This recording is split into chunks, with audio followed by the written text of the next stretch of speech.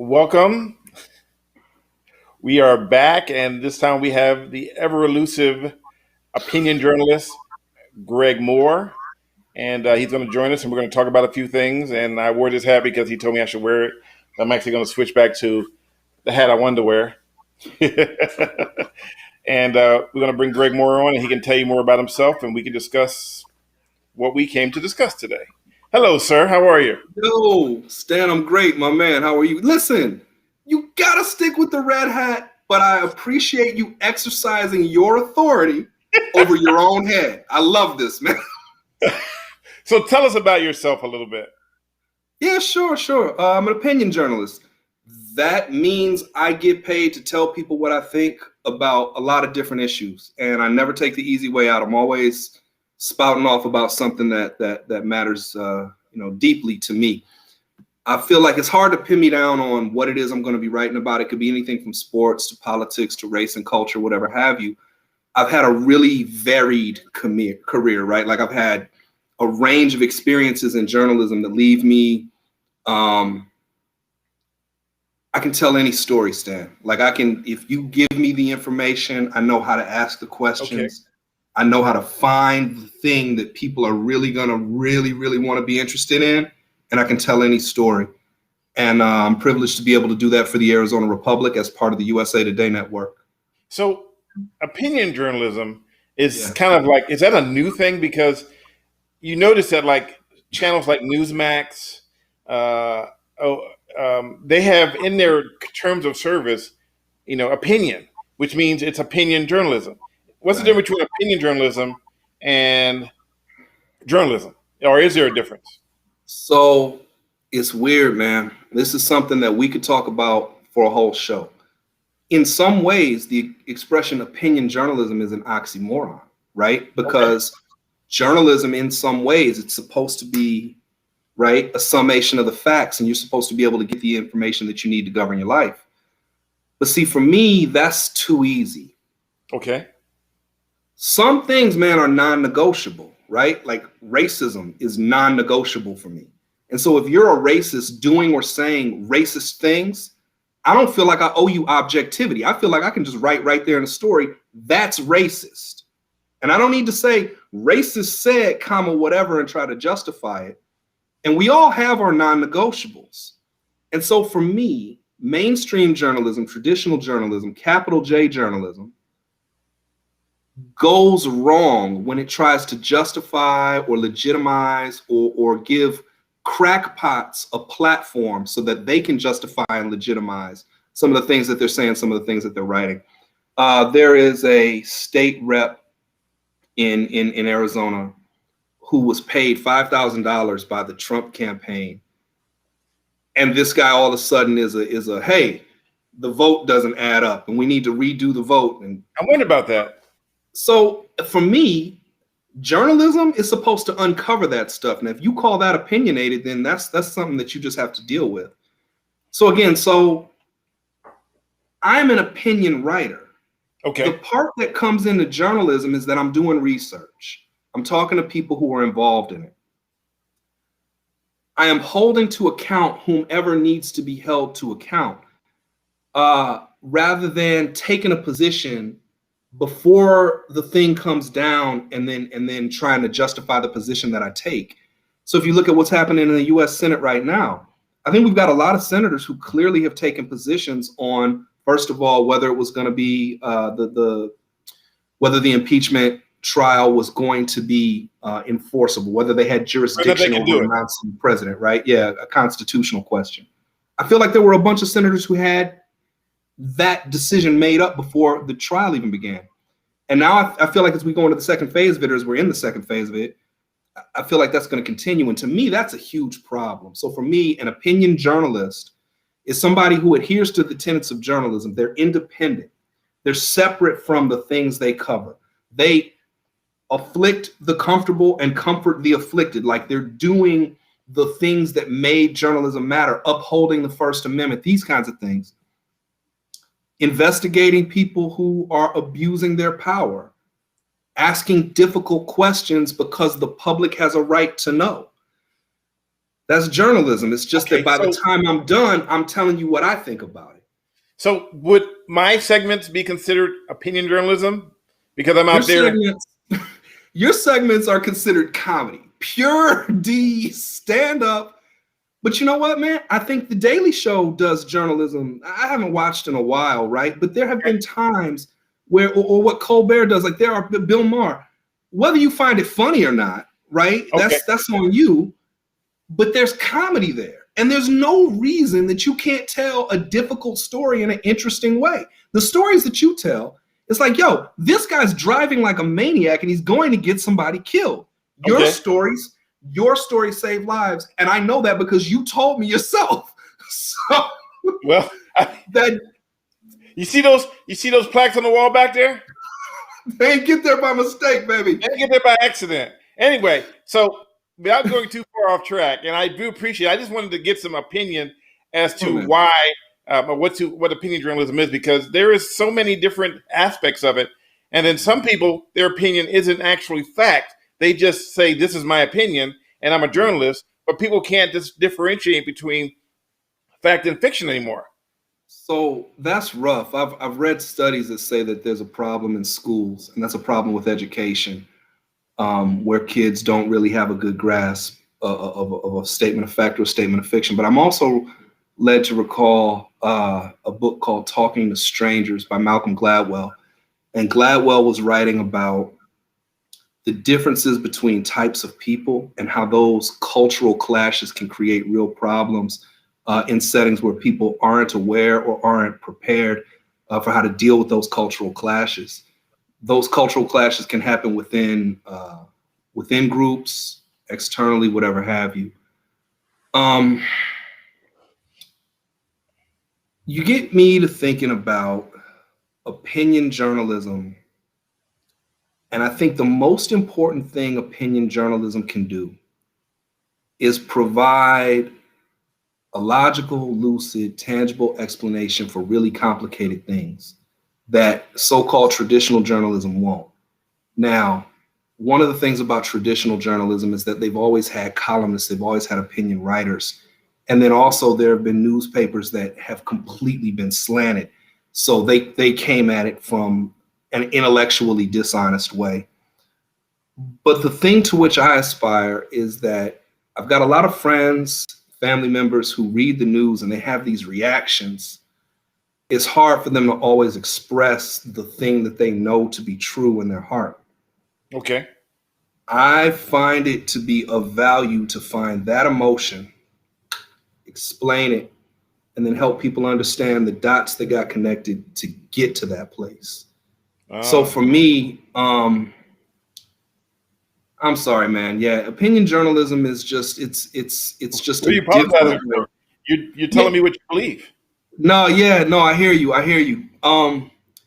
One of the things I think about is that we've got to be able to talk to each other in compact ways, in concise ways, right? Yes, I agree. Yeah. And so I worry that when I start to connect too many concepts that I kind of lose. I get it. Right? Yeah. No, the last thing I'll say is I don't want to throw a bunch of stars at you and then ask you to make a constellation of it. I would like to make sure that I'm showing you, hey, yo, this is the Big Dipper, right? That's deep, brother. This guy. But I got to say this though. So because this is a podcast, and later down the line, some people won't.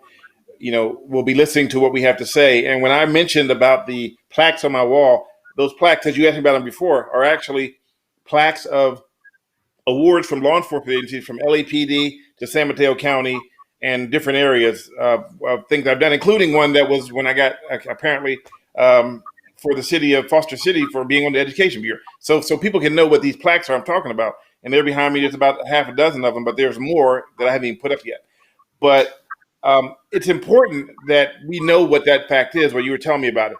But what I also want to talk about, and you mentioned education and the fact that education is important, but this is Black History Month. And I've talked to people who are so out of the loop for Black History Month that when I said, hey, you should come visit us in Arizona, and you know what they told me? No way, I'm not coming to Arizona. I go, why not? Because they don't even honor Martin Luther King's birthday. Martin Luther King holiday, sorry. Right. And I'm like, what year is this? I mean, do you realize that that was approved a long time ago and they don't believe me? Now, it was over 25 years ago. And what makes it so interesting is that it was voter approved. Every other state in the nation that honors King Day went through their state legislature. But this was like an act of the people. This was a ballot initiative where they had to gather signatures and voters had to vote on whether or not to accept this. And yeah, man, but that was I want to say it was 27 years ago. I know it was a long time ago. Yeah. So, but what people don't also realize is that there's a lot of the things that took place in February, like in February 25th, 1870, Hiram Rhodes was sworn in as the first African American senator, and that was in 1870. Yeah, so that was right after Reconstruction, right? I actually read this guy's story. This guy, like, he wasn't the first black senator, at the Negro Leagues Baseball Museum in Kansas City, because to understand how we got from, slavery, emancipation, and then how did we get here? Well, there were a lot of laws written. There were a lot of people who went out of their way to destroy black wealth. There were people who went out of their way to write laws that made it separate, where black people were subjugated to live in conditions that were a lot closer to slavery than emancipation was allowing. And a lot of that stuff sticks up, right? Like it lasts until this day. I mean, we're hearing Joe Biden right now talk about redlining.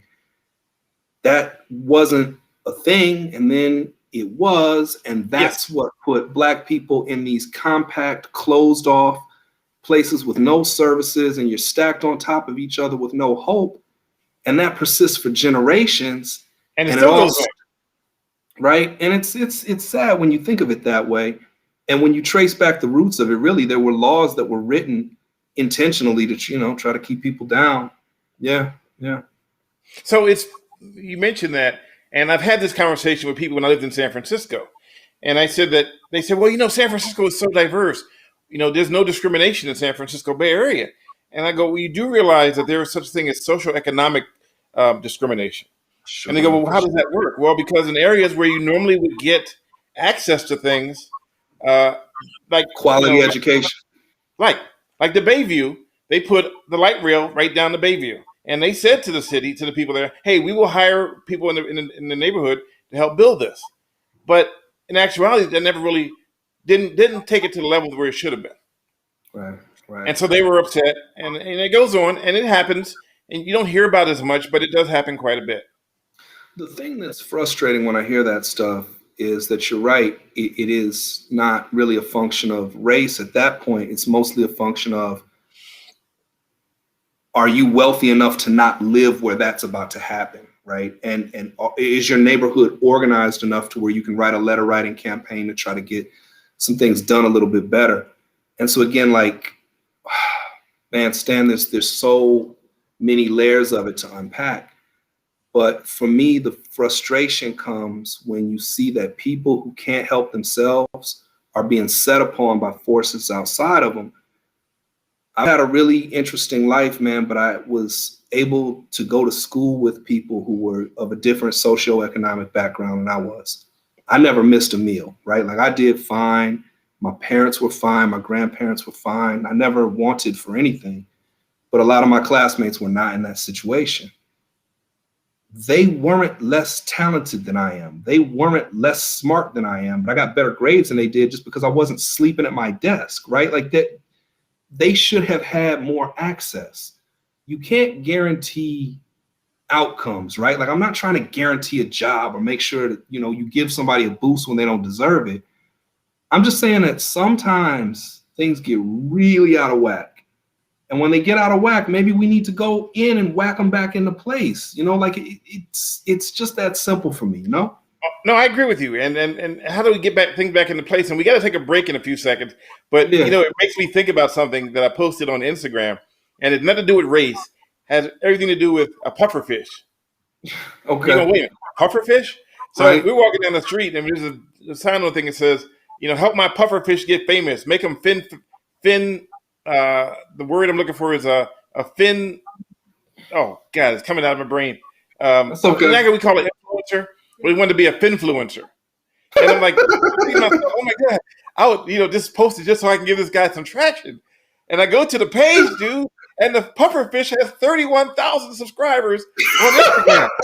It's a freaking pufferfish. And I'm like, wait a minute. So I worked my butt off to try to build up a following, and a pufferfish instantly has 31,000 people. But I'm going to go on that note and take a quick break, and we'll come back and we'll talk more about some of the laws that we were talking about before. And Black History Month. Right. And Black History Month. Definitely important. I'll be back in a few minutes. Or in a minute. How about that?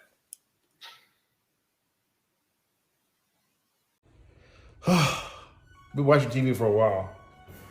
Could you get me some water, please? Sure. Do you want water in a nondescript bottle, or would you like it in your caught misbehaving mug? Why are you saying nondescript bottle? I'm confused. Because we don't have a sponsor. Oh, that's right. We don't have a sponsor. So I guess you can't eat none of your nondescript ice cream. Nope, because I really want some ice cream, but I gotta get it from a nondescript container. Wow. I mean, it seems kind of strange that we're saying nondescript. What do we have to do to change that? Get a sponsor. A what? A sponsor! Oh, and that's why we have this little gap in between so that a sponsor can fill in the blanks. And we don't have to say nondescript anymore. We can say sponsor. And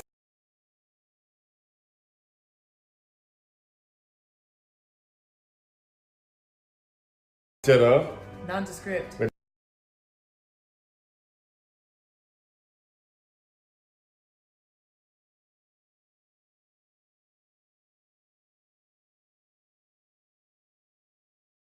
Instead, we keep saying nondescript. Thank you for tuning in with us, and we hope to find a sponsor really soon. And we're back to our program. I don't know what's going on here. Apparently, the internet gods have said, "Screw you! I'm gonna do whatever I want. I'm just gonna throw random pictures up. We're just gonna freeze the video." If you're just joining me, we have Greg and. Where'd I do? I threw my hat away. I was going to show you the hat he likes so much. Greg is an opinion journalist from AZ Central out here in Arizona. And we've been talking about education and Black History Month and all that great stuff. And we're going to bring him back right now and finish our conversation. I know, it's crazy. I don't know what's going on, man. We're trying. It's, the world as we know it is falling apart. Diane's and my picture just jumps on the screen. It's still I don't know why. It'll go away after a while. I'm enjoying it, man. So tell me, where are you guys in this picture? Is it still up? Yeah. Why is it still up? Awesome palm tree over Diane's. Okay, there we go. And we're back. I took it down, but it popped up by itself. See? It knows who wondering a picture of Diane and myself from Millennial Boom, which comes on every Sunday at 5:30? Every Sunday at 5:30, it comes on and we do a live. And for some reason, the picture decided to pop itself in there for no reason other than to pop itself in there. I didn't even know. I didn't see it. It gave you an opportunity to tell a good story about a good show, apparently. I don't know anything about it, but I'm going to watch now. It's a nondescript show in a nondescript location. It was a nondescript photograph. No, man, it was cool. But listen, so we were talking about education. We were talking about Black History Month, and I'm glad that we've got some time for the conversation because we can bounce around a little bit and connect some dots. Right. For me, I want to get to that place. I don't want to have Black History Month anymore. I just want it to be a part of American history where we're just fully engaged, integrated, whatever have you. Until that's the case, we've got to take steps to make sure that we're not leaving, 1/15 or what is it, 15% of the nation completely cut off. And if you look at Black people's contributions to the nation, it's outsized comparative to the overall percentage of population. And look, it's just a matter of basic fairness. If people don't have a chance when they're born, that to me is anti-American. I thought that the American dream was that if you worked hard enough, You could pull yourself from the station you were born in into a better station just through the dint of your hard work. And if you're telling me that outcomes are predetermined and that people don't have an opportunity to better themselves through hard work, that's a problem. And I hope that reasonable people, we can come together to figure out some solutions through, for me, writing about journalism, writing about lawmakers, writing about public policy, writing about education problems, because I'm looking for the world to be more fair. That's where I come from. Well, we want fairness and we demand fairness, but unfortunately, and I will say this, is that like a sweater, racism is intertwined in the fabric of America. And until we remove those streams of racism from the fabric, it will always be there. And it seems like the more we make steps forward, someone brings us back a few steps. Can I challenge you on that a bit? I think that you've got a great point historically. I'm told that, okay, so you go back to emancipation, right? And then boom, right. Reconstruction, and then boom, the rise of the Klan, the Jim Crow laws, right? Martin Luther King makes headway, boom, he's cut down. Like, I think that we can find historical examples of where progress was met with, ugliness on the other side. Yes. Let's not worry about that yet. Let's focus instead on what we can control. I don't think we'll ever be able to root out racism. I don't, because I think that you're right. As long as there are two different groups of people, some people within one group are going to find ways to say that their whole group is better than the other group just because it's so. We can agree that that's not the best of us, and we can agree that that's not where thinking ought to stop. But it's going to happen, so why try to fight that? For me, the thing to fight is the normalization of that. Okay. So don't fight for racism, because you can't win. But if you make everybody know that racism's bad, that racism's illogical, that racism actually has economic harm because you're preventing competition, you're preventing innovation, you're preventing people who bringing their life experiences to bear to solve a problem that could make life better for everybody.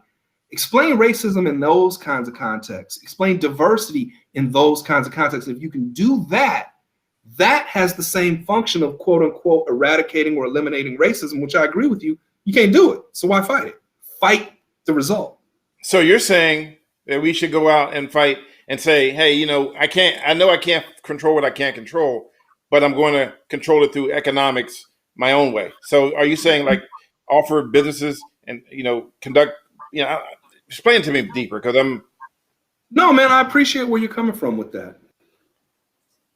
For me, okay, if Donald Trump made it okay to be a racist, that's a big problem, because racism is going to prevent me from getting the job that I have earned or deserved through my hard work, dedication, and study and practice. Racism is going to make it more likely that my family members, my children, me, my friends are going to end up on the wrong side of the legal system for something that is either an overly punitive response to a small thing, or the fact that they got swept up because they were Black, like they shouldn't have been swept up at all. You don't know. And so what I'm saying is that as long as those traumas are in place, as long as those stressors are in place, as long as Black people have to navigate through that stuff, we'll never be able to bring the full benefit that we have to bear. And again, I'm talking about simple things like problem solving, because maybe my background was different from your background, and you saw the world this way and I saw it this way. Okay. And my view of it this time can help everybody. Yeah. That's deep, brother. I don't know, baby. If you say it's deep, I'll take it, man. It's all good to me.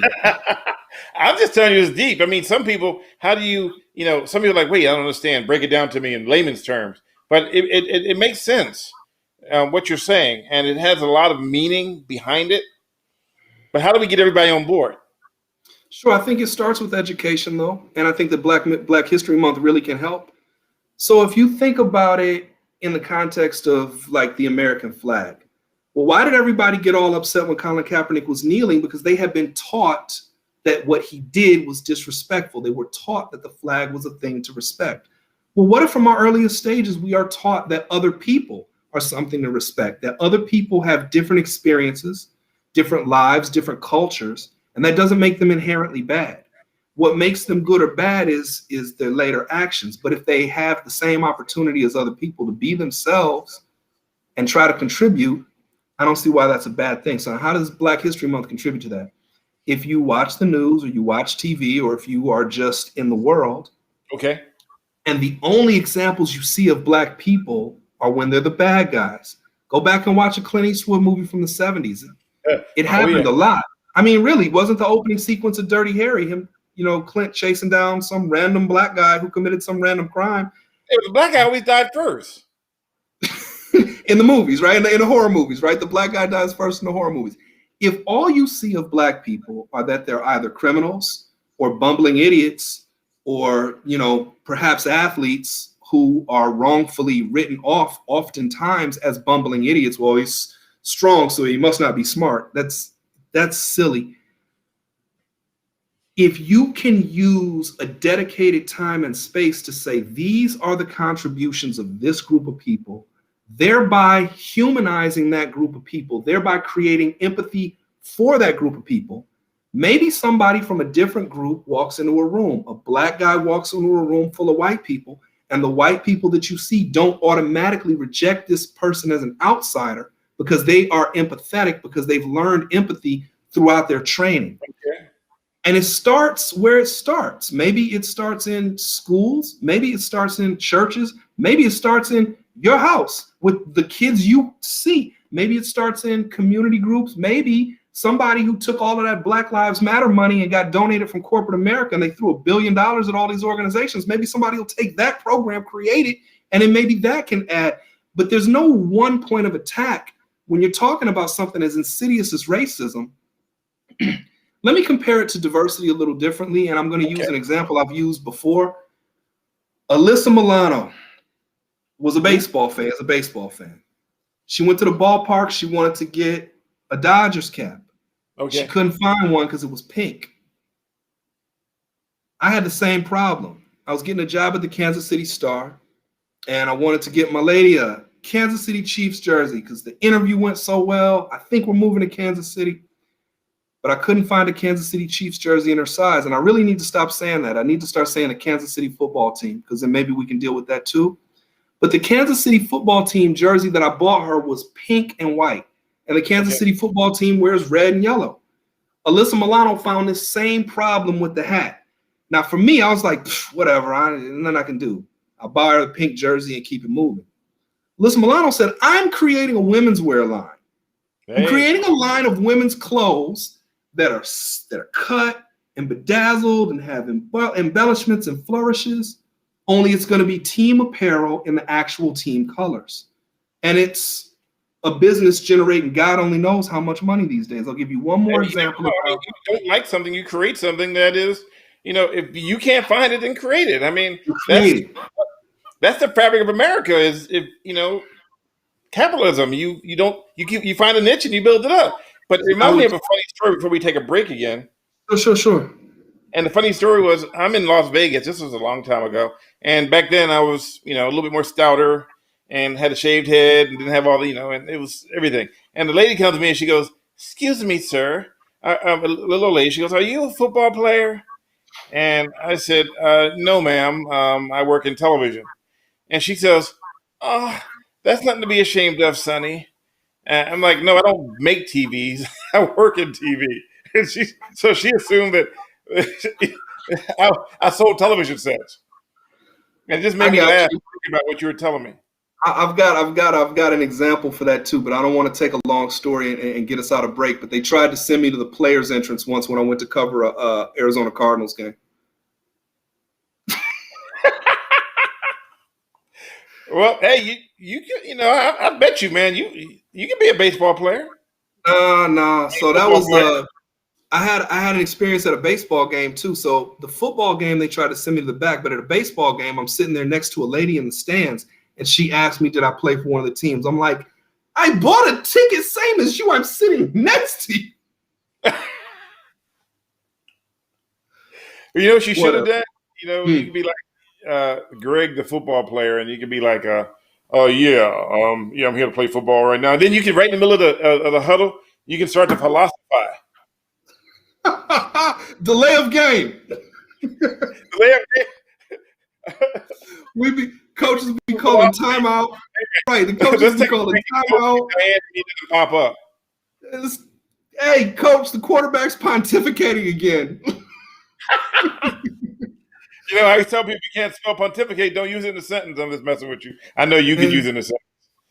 I appreciate you, man. All I know is that my skills in my admiration for football players is they can make such quick decisions so, decisively, so quickly, right? It's for me, I have to build you up and take you on the backstory and go over here and tangent over there. Football players like, yo, throw it. Keep in mind, and we're going to take this break right now, is that for many years, football players weren't allowed to be black because they said they couldn't think, they didn't have critical thinking skills. Under pressure. You're right. We'll come back. Right. And hopefully we won't have me and Diane pop up this time. Got to find another commercial to do. Yeah, I was just thinking about that. Wait, where'd you come from? I was listening to your thoughts. Get out of my head. So what do we do so we don't have to use the word nondescript again? Well, we could say we're lacking a character. Like we're characterless? Are you saying we have no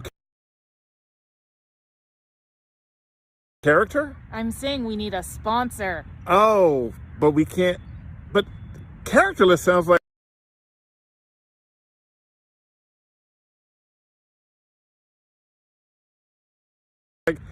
a cartoon with no mouse. Don't say that. Mouse is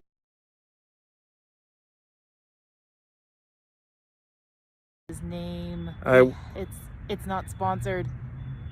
I was just saying a mouse. It could be any mouse.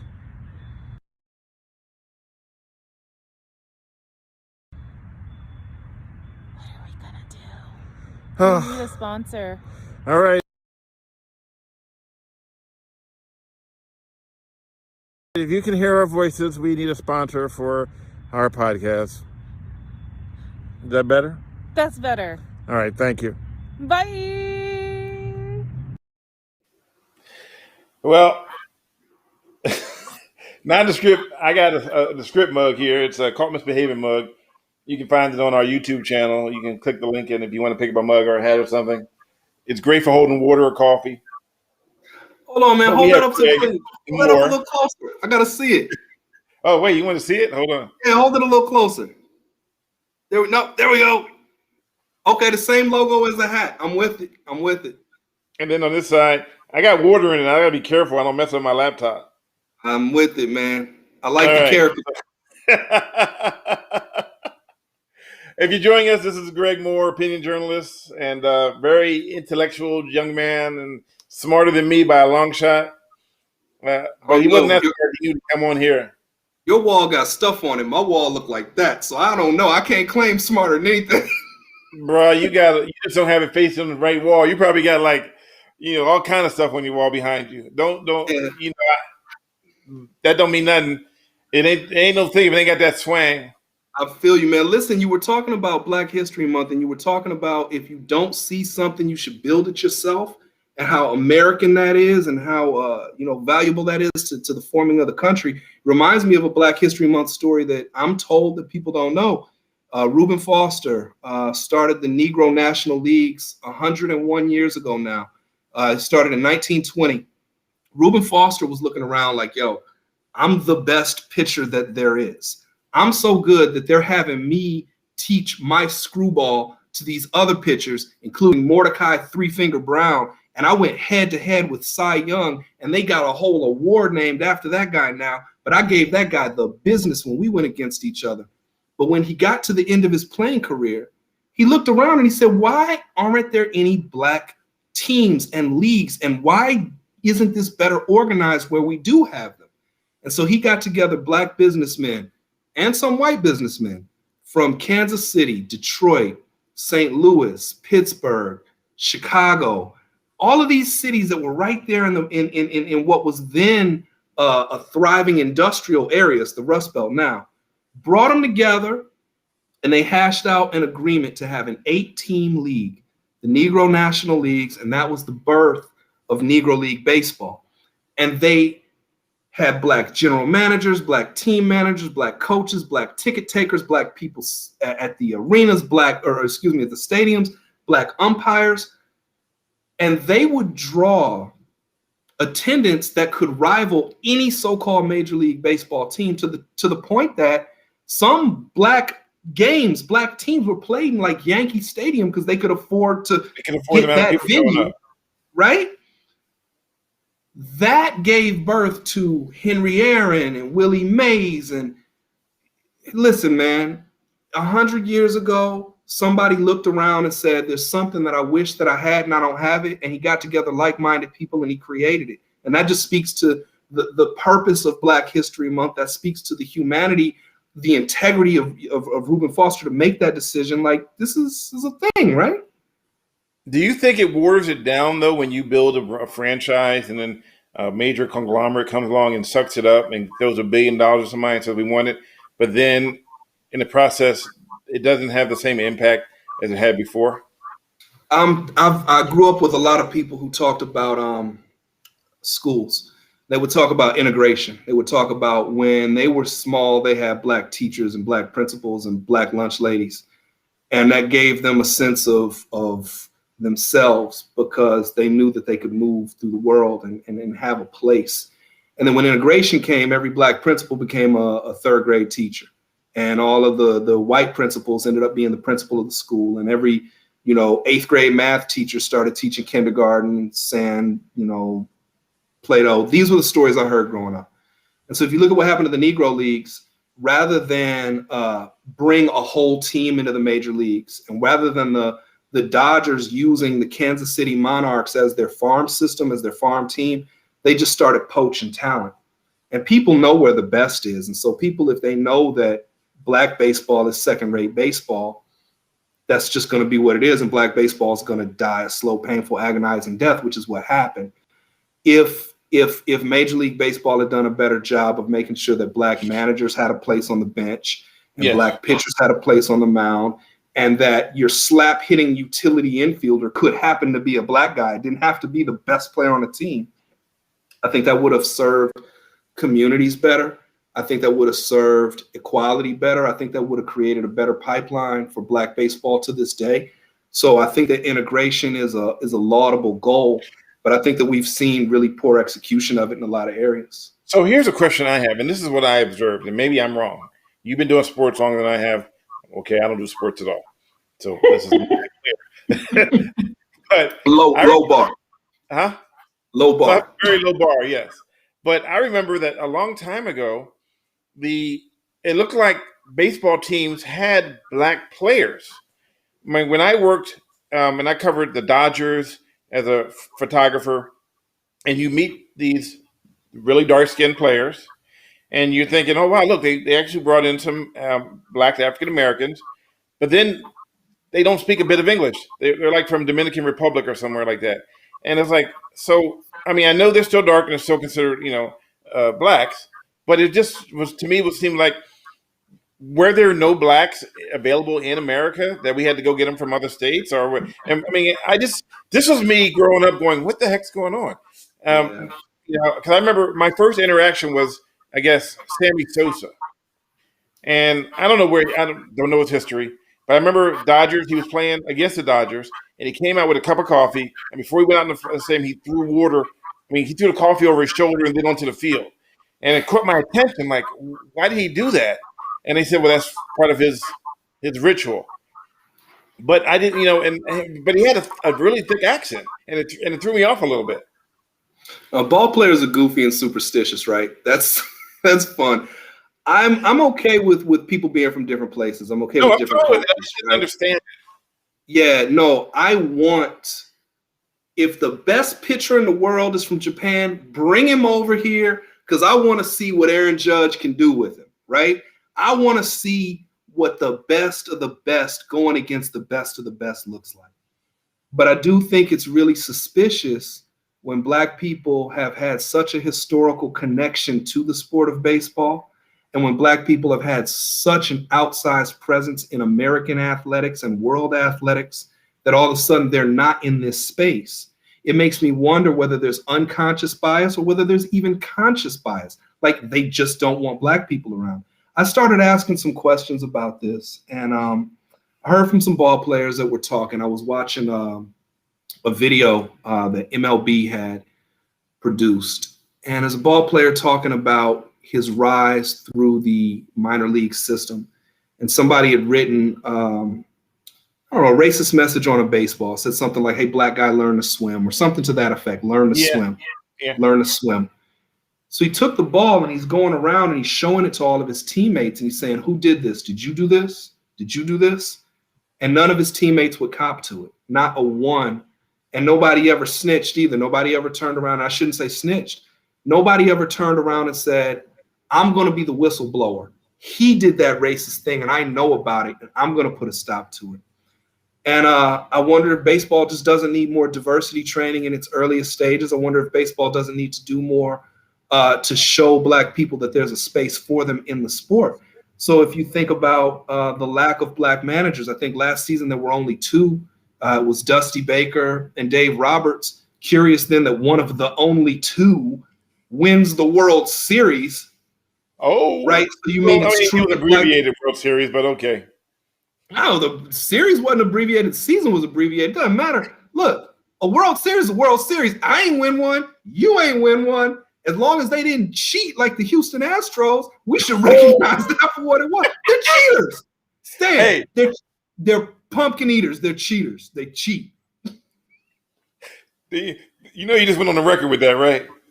They lied too, because they lied about cheating. So now their pants on fire. They eat pumpkins with fire pants. Now what? I said it.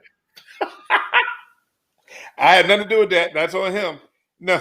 On them. I ain't cheat. They cheated. That's on them. You know what? It is what it is. You can't change what it is. But, right. I mean, okay. So now let's switch gears. Yeah. Because originally I had you here. Well, we tried to get you here, but my computer, which has a mind of its own, I'm surprised it didn't pick up legs and walk away right in the middle of this podcast, decided that it didn't want you to appear. So if by chance it's my computer, this next subject, you will go off the air automatically, and then we'll know that it's technology, and they don't want you to speak this random truth. Is your computer name Christine? I don't know. I'm starting to think a name for it because it does what it wants to. The other day it just started flashing all by itself. And I'm like, it's like having a seizure or something. So that's a Stephen King computer. Go ahead. I'm sorry, man. Yeah, but we were talking about laws, and you mentioned something to me about how laws actually, work against some socioeconomic groups. Yeah, for sure. Could you elaborate on that? I mean, because people, they didn't. I tried to do it when we talked. I did the whole thing without you, but it wasn't you. In Miami, it's maybe 5 or 10 years ago. It's just an example that comes to my mind. In Miami, they had a law that said that anybody riding a bike had to wear a helmet. And what happened was police, and I don't know which department it was, and it could have been an out-county thing, so I'm not trying to cast aspersions on any different police department.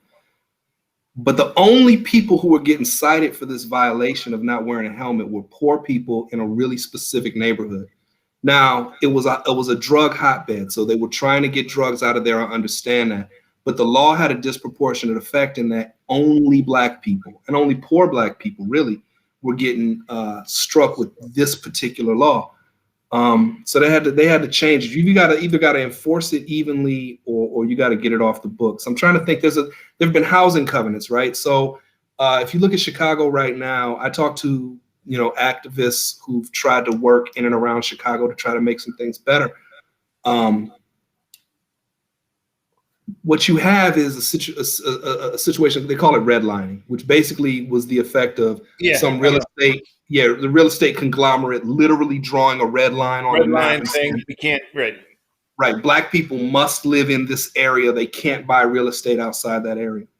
Then if you add that to, and again, it's just keeping in Chicago, Michelle Obama mentioned in her book how her father was a union worker, which was a huge deal because it was hard to get to be in a union if you were African American. They just weren't letting Black people in the unions.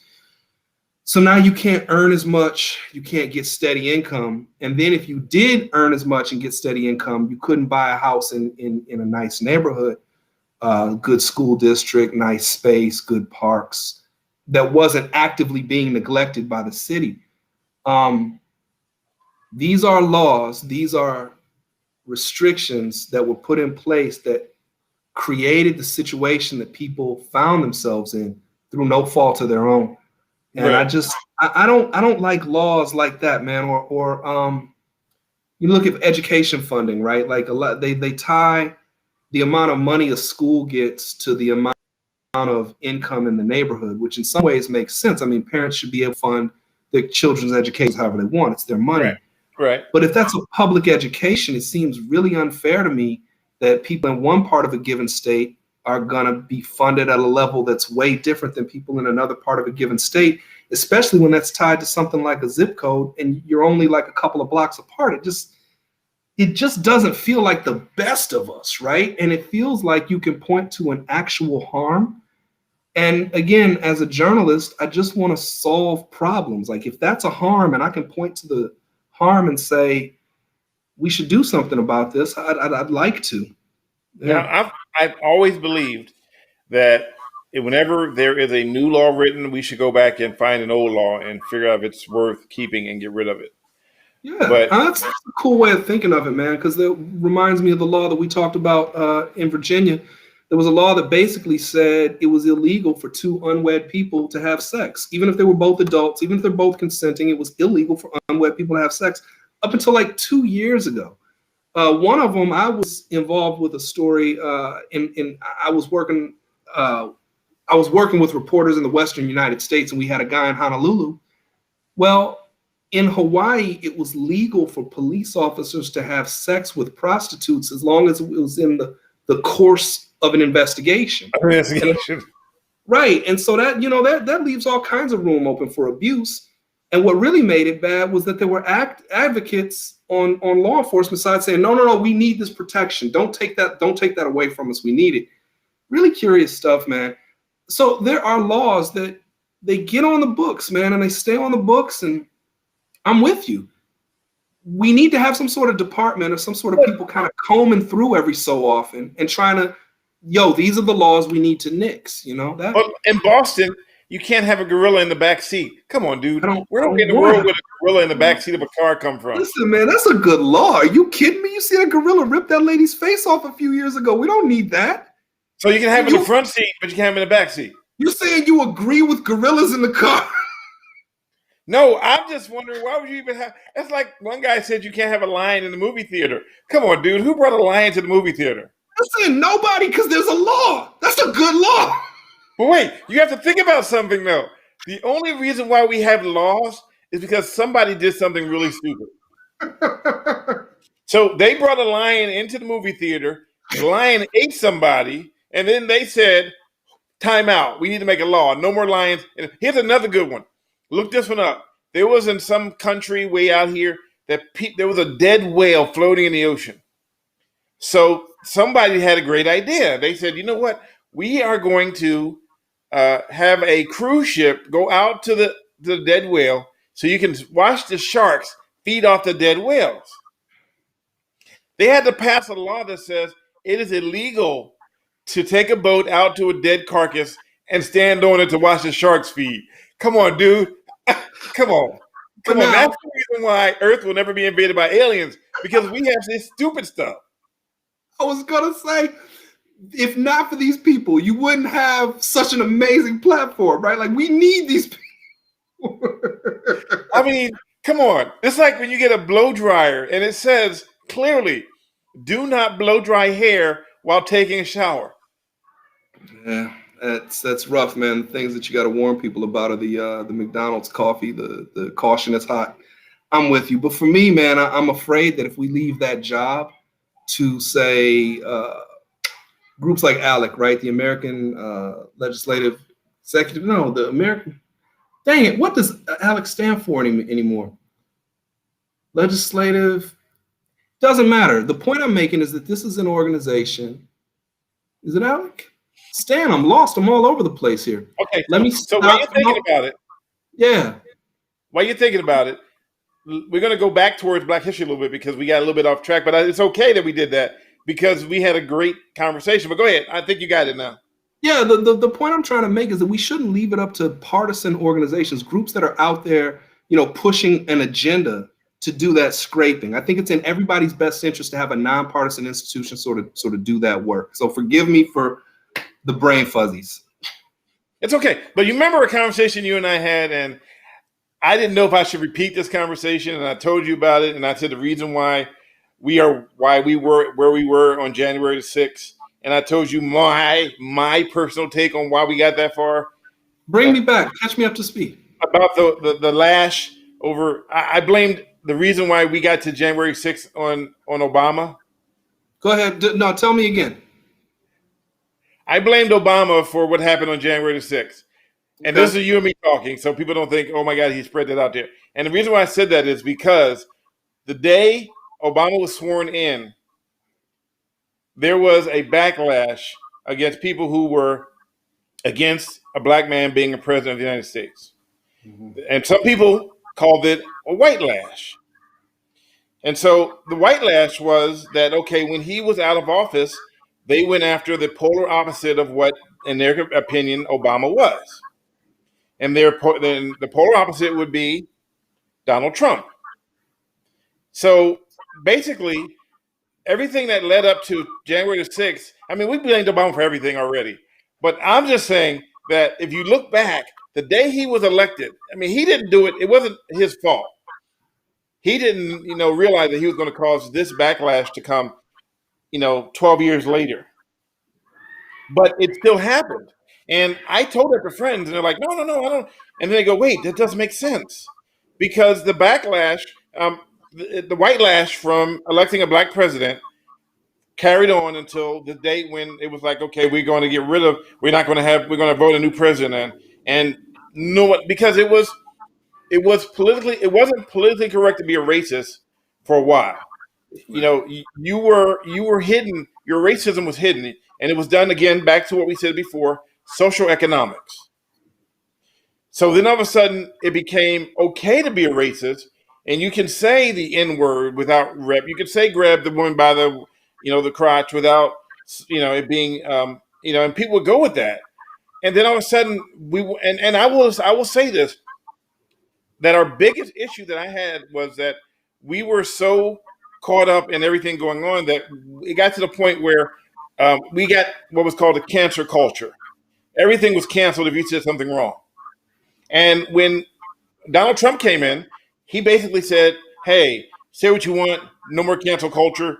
And people were like, oh, I can say what I want now. Unfortunately, it went so extreme that we ended up where we ended up at. And I know you can't really comment on it, but I'm just telling you that my original conversation was, and I said it as a joke, but there is some truth to that joke. When you think about it, if you look at the long term of it, it comes back from, we elected someone who some people thought shouldn't be elected. Then they went to someone who was a polar opposite, whether it's no matter what party it was, and then we end up in that particular time. Yeah, it's rough because you don't want to say something like that because then it's almost like you're afraid of the advancement. If you say it's Obama's quote unquote fault, if you believe that Donald Trump was somebody who does not display the best of what we are, if you believe that to be true, and you believe that the people who hate Obama merely for the color of his skin, they came together behind Trump and gave him the boost that got him over the finish line, that's awful, right? So, and again, when you say it that way, when you say it's Obama's fault, it almost implies that there was something that Obama did. It almost implies that we should keep our heads down and work at a lower level because we don't want to inspire the backlash. But I will say it's an accurate statement, right? No, I mean, I'm not, and then just for the record, I want to make it perfectly clear so people listen to this. I'm not saying that it was Obama's fault, but I'm saying it was Obama's fault. And you go, wait a minute, exact same statement, but actually it's two different statements with the exact same verbiage. Because he didn't come in with the I'm going to just screw things up. He generally wanted to make things better in his mind, and in some people's mind, he wanted to make things better. The problem that I found was that, and no one caught that. I saw it on my own. I'm like, wait a minute. So this is all, it all goes back from 12 years ago when he was elected up until now. And racism, as I said before, in Black History Month, it's been interwoven into our fabric. And your response was, and we need to fix that by creating things to become self-sufficient, self-reliant. So I think there's a lot of different ways to look at it, right? I don't think that there's any one solution to this problem. I really don't. I believe it's got to be attacked by a lot of different people on a lot of different fronts. I think that Black people need to make sure that they're protecting themselves. And what I believe is that means economically, that means you are putting your money away, you're saving for a rainy day. That means you are doing what you can do to make sure that your family can be safe and secure and financially stable. That's a huge piece of it for Black people. Black people have to make sure that they're educating their kids to the utmost of their ability, giving kids extra homework at home, studying the homework with the kids, making every single PTA meeting, knowing the teacher's name, shaking their hand, knowing the principal's name, shaking his hand, helping kids with homework, making sure they get tutors, putting them in reading programs, putting them in after school programs. And I know I'm asking a lot because I know that's harder for poor people to do, but I'm saying that's what Black people need to figure out how to do each and every time in each and every single example, because you can only control what you can control. Well, broader society has a different responsibility to Black people. Broader society has to make sure that it is not creating opportunities for there to be huge gaps in opportunity, right? Huge gaps in ability to get a job, ability to get a good education, positive interactions with law enforcement. If we see these big, huge, yawning gaps, it's up to us to address them. So Black people who are victimized have a certain set of responsibilities. Broader society that's doing the victimization has a certain set of responsibilities. And each of us as citizens within that context is going to have a different role to try to do what's right by as many people as possible, because it could be very, very profitable. I'll give you another diversity story. We all watch videos on our cell phones. Well, right-handed people turn the video like this. Left-handed people turn it to go like this. It turned out that YouTube didn't work for roughly 1 out of every 10 users. Do you happen to know how many lefties there are in the United States? Ding, ding, ding. 1 out of every 10 Americans is a lefty.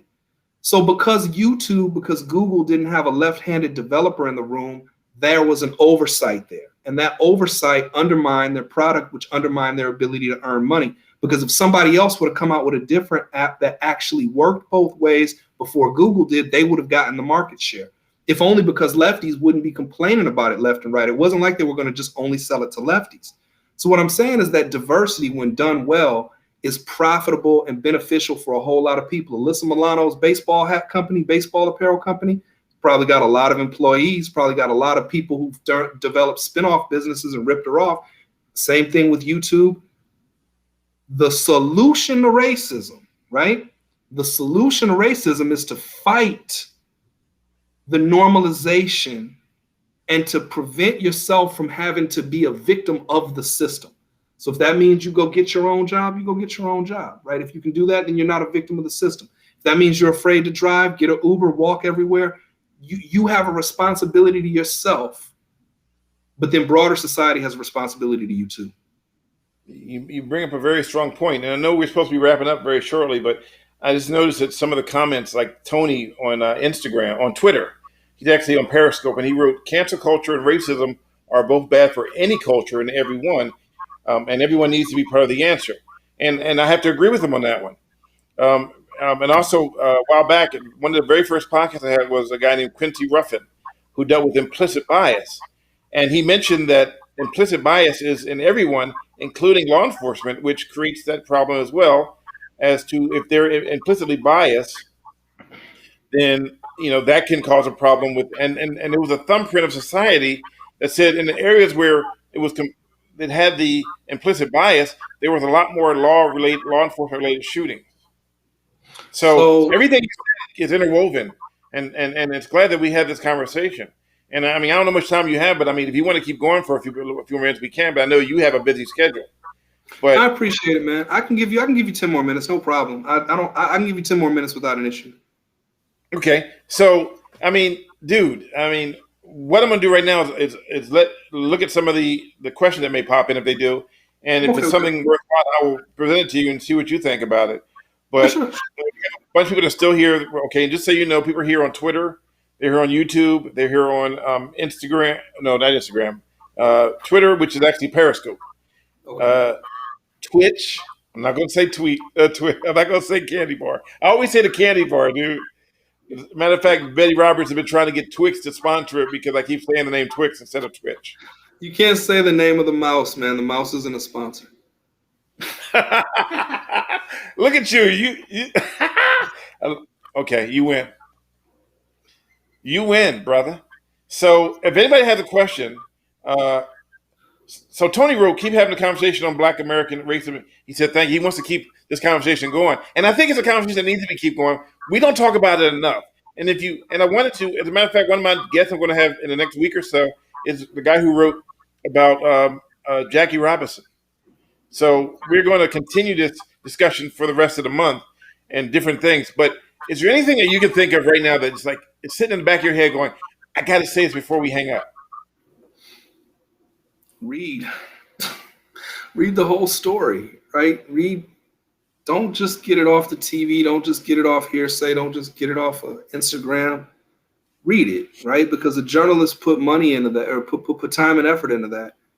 And, support local journalism, right? Subscribe to your newspaper, subscribe to the newspaper's website, pay for your news. Don't just, just get it in bites, in sound bites, get the full story. You made me think of something when you said that, because those big conglomerate websites, they have been giving away everything for free, but it's not really free. You're giving away your personal information, and people go on the YouTube all day long and they'll buy this and buy that. They'll go on Facebook, they'll go on Twitter, and they'll buy this, they'll buy that, and they go, and then the newspaper will offer some information that says you need to subscribe, and they're like, wait a minute, I don't want to pay for this.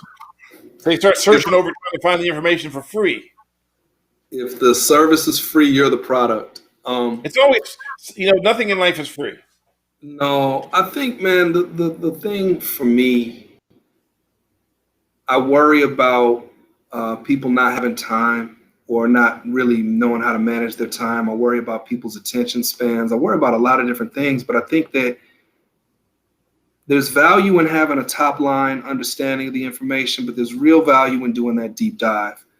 And there's real value in thinking. There's real value in working through something and occasionally looking up a word that you don't know, or having a conversation with two people who've read the same information and have different points of view on it. I find a lot of value in that.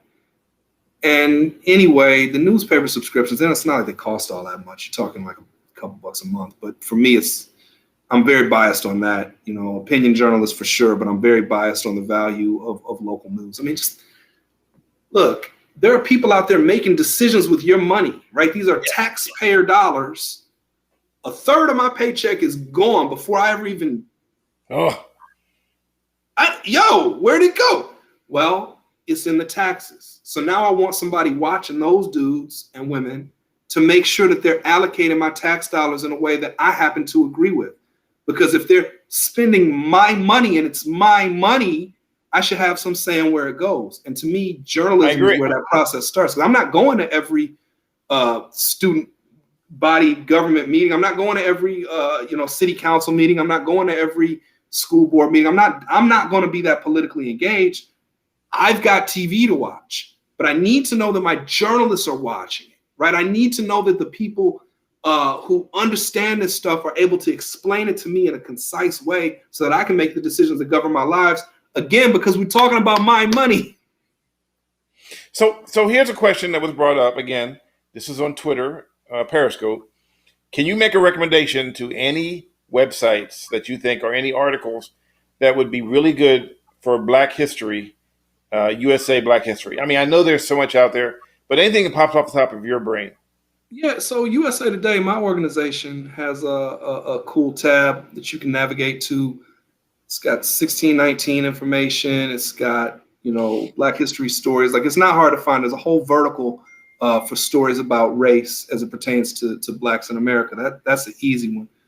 You read stuff I write, go to the Arizona Republic's website, azcentral.com, and you can put my name in a search bar. You can search the opinion journalists you can reach. You can find and read that stuff. I try to get my news from as many different sources as I can, but those are two that just jumped in my mind. And by the way, Tony is in the UK. All right. So we have viewers from Hong Kong, the UK, Australia. They're all over the world. So, if they can access USA Today in the UK, then they can find that information. I've never tried to access it from the UK, but I'm assuming it's the same internet. I don't know. Well, in some countries, you can't access certain stuff.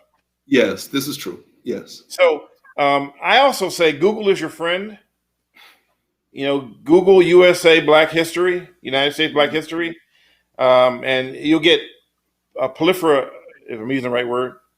I like that. It's an amalgamation. You got plethora and proliferation kind of coming together. I like that new word. That's good. Oh, did you just clown me? No. Wait, I think prolifera, dude. I'm using prolifera from here on out. All right. And I will cite my source. One thing that frustrates me, right, is sometimes well-meaning white folks or well-meaning people of different backgrounds, not Black people, they'll ask, and I know some of my Black friends will get pissed, like, man, I ain't here to explain this to you. You got to do the work and blah, blah. And I get that perspective. I understand that frustration. And I felt some of that at the height of the protest movement last summer, because I was just tired, of talking about it and explaining. I was just beaten up by the whole thing. But I think those of us who have chosen this as something we want to do to earn money, to expand platforms, to put us in position to earn money, then it's our responsibility to be able to explain some of this stuff, right? It's our responsibility to be able to point people to reputable information and serve as like Sherpas as best we can. I mean, I'm gonna miss stuff. I love this hat.